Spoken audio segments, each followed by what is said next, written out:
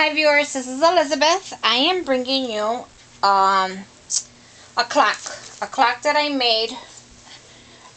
This is not a Tim Holtz clock. This clock I picked up at my local Goodwill store, and I think I pay like $1.99. I'll show you the goodies I use for this clock. Here are some Tim Holtz skiers.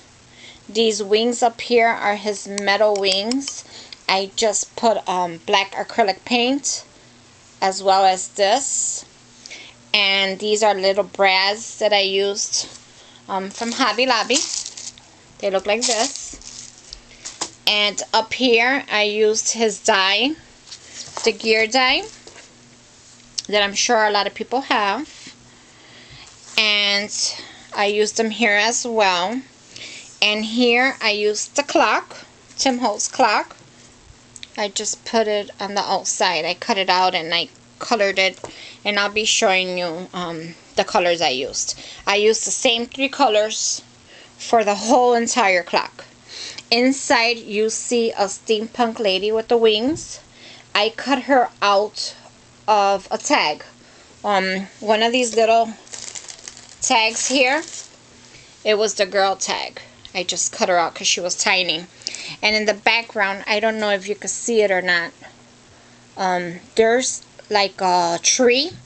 And the tree is like I don't know, like hollow tree. It's spooky. And somebody had gave it to me in a rack. And not in a rack, like in I belong to the Free Spirit Sister Swaps. And it was one of my goodies that one of the girls put in there. And it's from dustyaddicts.com. And this is the number in the back and the name. It's called Mini Bear Tree Number 2. D as in David, A as in Apple, 0183. Just in case you guys would like to order it. It's really, really cute. You know what, when I received it, I'm like, okay, what am I going to do with it? And I measured it in here, and it was like perfect. I didn't have to cut it. I didn't have to do anything to it. I just colored it a little bit black, a little bit green, and I put it in here. These flowers are these from the wedding bouquet. I just took my paint and I painted them. And I used the same one in the inside of the clock. And there's a glare. That's a little bit better. And that's what I did. These hands up here are from this clock, from the Tim Holtz clock. And, I'm sorry. And I use the same thing. This clock here, it is battery operated, but it doesn't work. This was just, I gutted the inside, and I just put this lid in the back because it was kind of ugly. I cut out this paper, but it wasn't holding. So I'm thinking about cutting a nicer one and maybe like painting it and put it in the back. Yeah, I might do that. So I could cover up this empty spot. This is the inside of the clock, which I gutted out. I don't know if I want to throw this out yet, or maybe I could use it for something else. But I'm going to hold on to it. And this is my clock. A lot of people had asked me to make a tutorial.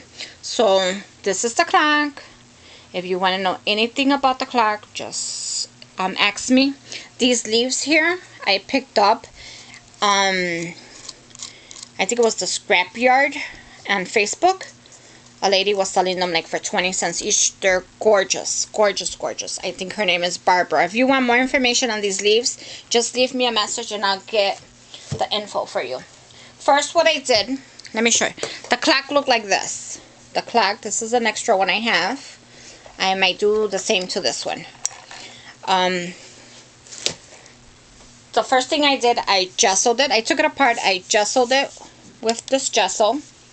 Then when that dried, I did a couple coats, and then I put modeling paste all over the clock just to give it some texture, so my paint will take on it. You see how it looks lumpy? I just took a plastic knife and I just started like modeling paste all over the clock. And when that dried, I went in and I painted it with this folk art color, metallic color. This is what I used. And I really liked the way it came out, but I thought it would need some black.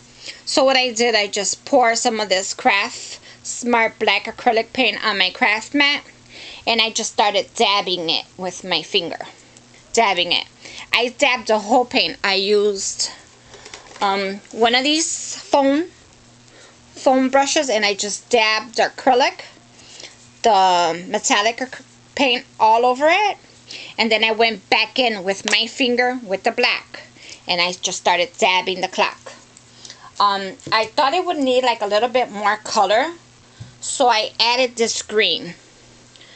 Again, I just grabbed it and I just dabbed it with my ink, with my finger, I'm sorry. To seal everything down, I did use a hot glue just so it could adhere it faster. But before I adhered